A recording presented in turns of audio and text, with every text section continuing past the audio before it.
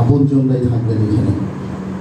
মনোহর ভাই আমাদের বড় ভাই এবং প্রডিউসার অ্যাসোসিয়েশনের সভাপতি, এবং আমাদের উজ্জ্বল ভাই নাট্যকার সঙ্গের সাধারণ সম্পাদক, সাংগঠনিক দায়িত্বে থাকার কারণে ওনাদেরকে আমরা এই সম্মান দিয়ে তাদের পাশে বসিয়েছি। বাকি সবাই আমরা বন্ধু, ওনারাও আমাদের বন্ধু।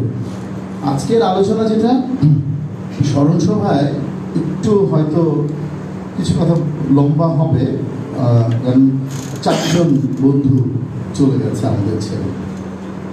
তারেক মাহমুদ ভীষণ অভিমানী ছিল।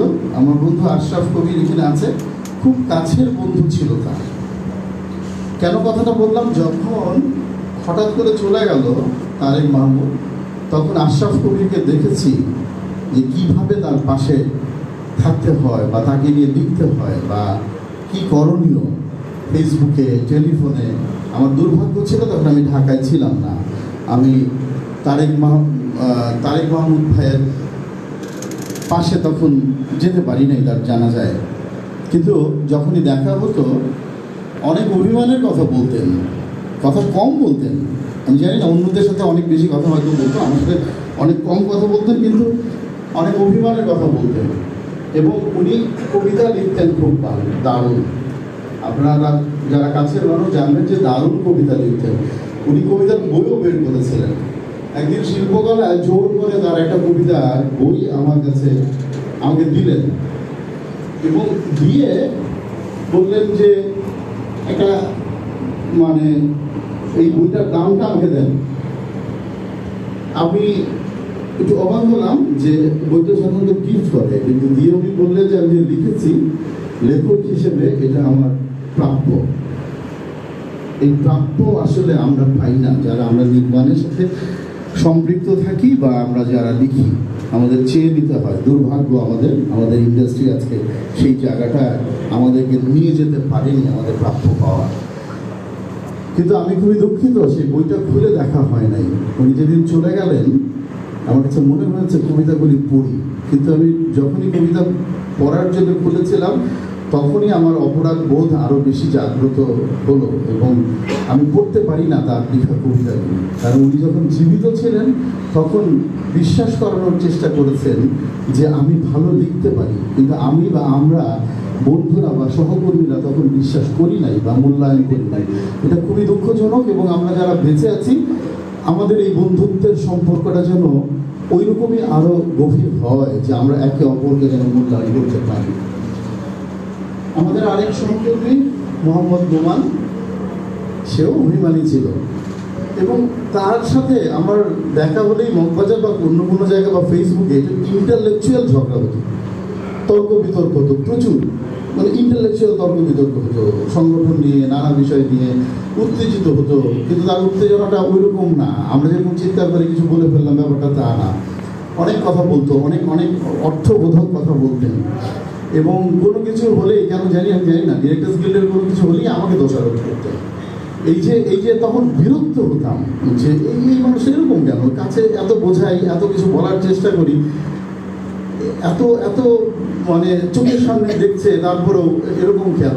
কিন্তু চলে যাওয়ার পর মনে হয়েছে যে ভালোবাসার গভীরতাটা অনেক বেশি ছিল বোধহয় আমার প্রতি। সেই জন্য উনি প্রতি মুহূর্তেই আমাকেই টার্গেট করতো, যাতে কিছু একটা করা যায় কিনা বা কিছু একটা ভাবা যায় কিনা। এই বন্ধুত্ব এবং এই সম্পর্কটা আসলে আমরা পাশে থাকলে বুঝি না।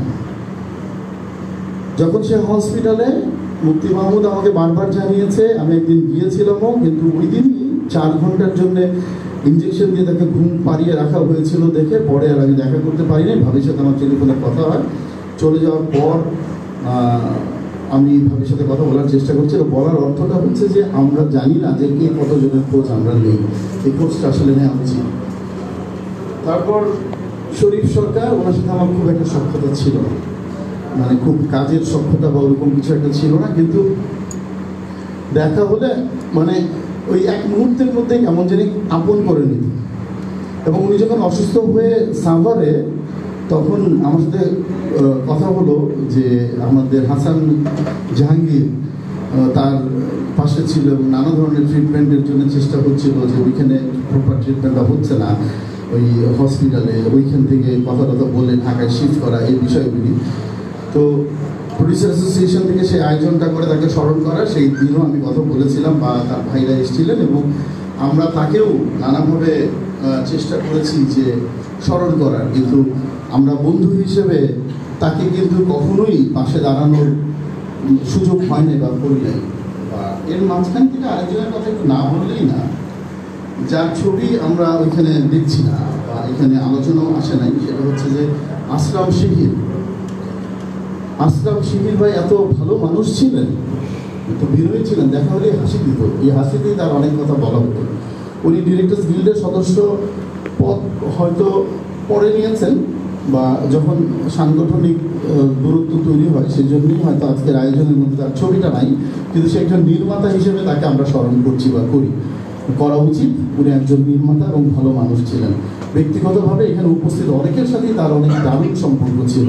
ওনার মৃত্যুতে জানাজাতে আমি থাকতে পেরেছিলাম এবং আলোচনাও করতে পেরেছিলাম যে আসলাম শিহির ভাই ভালো মানুষ ছিলেন, এটা আমরা সবাই জানি। আর যাকে কেন্দ্র করে মূলত উদ্যোগটা নেয়া, সে হচ্ছে আমাদের তারেক খান, যার ছবিটা আমরা পিছনে দেখছি। আমার জীবনে আমি অনেক মানুষ দেখেছি, ভালো মানুষ দেখেছি, কিন্তু ওনার মতো ভালো মানুষ আমি দেখি নাই এই সেন্সে বলছি যে আমার ভেতরেও অনেক ঝামেলা আছে। আমিও কখনো কখনো কারো সাথে যন্ত্রণা তৈরি করি, আমার কারণেও হয়তো দেখা গেল কোনো সম্পর্কের কোনো একটা ফাটল তৈরি হয়, বা আমার ভূমিকাও কখনো কখনো প্রশ্নবিদ্ধ হয়। কিন্তু আমি তারেক খানের ভূমিকা কোনোদিনই দেখি নাই যে কাউকে প্রশ্নবিদ্ধ করবে বা করেছে।